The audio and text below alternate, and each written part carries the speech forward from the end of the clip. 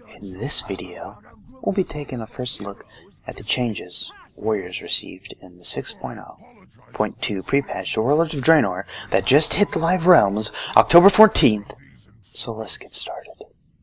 Now the first change I want to talk about is one that affects all Warriors, and that is the reduction of banners.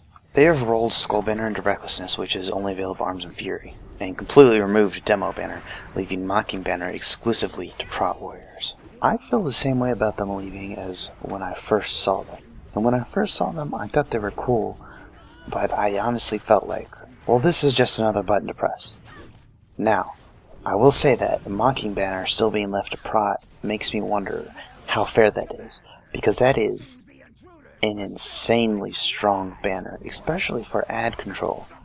You can sit on one side of the map and be taunting people on the other, on top of the fact that the glyph will allow you to determine who receives the aggro, and that is kind of insane. So if they're wanting to remove all the banners, I think they should just remove them all and give us Challenging Shout back. But that's enough about banners. Let's get talking about the protection spec. And the protection spec is feeling a lot like it's been feeling. And Warriors have been feeling pretty strong, AoE and single target. And with the changes that they've made to Shield Block and Shield Barrier, it feels more like you're choosing how to spend your rage as opposed to having to spend your rage because you're about to be capped. Now, raid utility has been snipped quite a bit for Warriors. As I said before, we don't have our Skull Banner, we don't have Demo Banner. Shattering Throw is now a glyph, and Prot Warriors do not have Rallying Cry. But even with the reduction in our raid utility, I still feel like protection is in a great spot right now. We can easily control the damage that we do and receive, on top of having personal cooldowns for almost anything a boss can throw at you. Our ad control is better than it's ever been, and it's only going to get better in Warlords when we gain access to Ravager. So if you're looking to switch over to protection, if you are a warrior, or if you're looking at playing a warrior, I definitely suggest it. One last thing I want to touch on is Gladiator Stance, which is a level 100 talent for protection warriors, and it changes your battle stance to Gladiator Stance and Shield Block to Shield Charge. Effectively, you do the exact same thing as tanking, except you don't have aggro, because your abilities don't generate that much.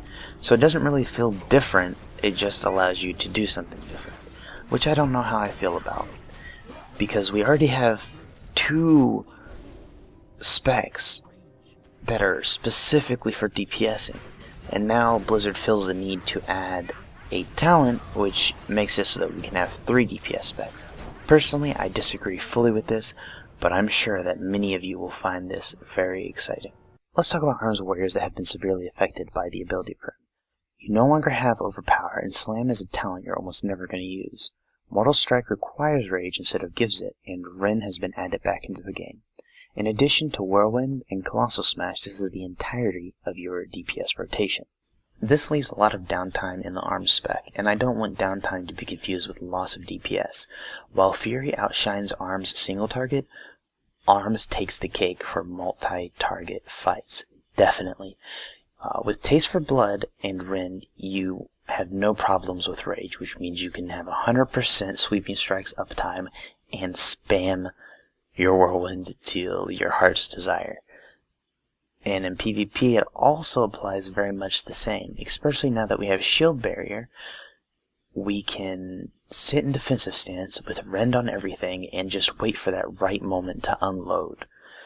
So I feel like they have definitely done what they wanted to do in the fact that they wanted Arms to be a slow, hard-hitting spec as opposed to spamming Overpower when you have nothing left. Now in PvP, Disarm has been removed and you no longer have Shield Wall. On top of the changes that they've made towards the stances and making defensive stance 5% less damage reduction, you're going to be noticing a lot more damage on the warrior. But we've also been given Shield Barrier, so now warriors are put in a place where we have to decide if we want to be offensive or defensive, and they've done it in a way that does not require us to wear a sword and shield, which I am ecstatic about. Now if you did play an Arms Warrior in BC and you enjoyed it, I think you're going to enjoy it a lot now. It feels very similar to that. And that's the bad thing, because a lot of people are not going to enjoy that style of play. I think they've negated a lot of it by adding Taste for Blood and giving you the ability on multi-target fights to really not have any downtime, but Fury is going to fit a lot more people's playstyle on top of being the higher DPS spec. So let's take a look at that. Now, there's not too much to say about Fury besides the fact that Colossal Smash has been removed, and just that change has made the whole spec feel a lot better. You're not pulling resources anymore waiting for Colossal Smash.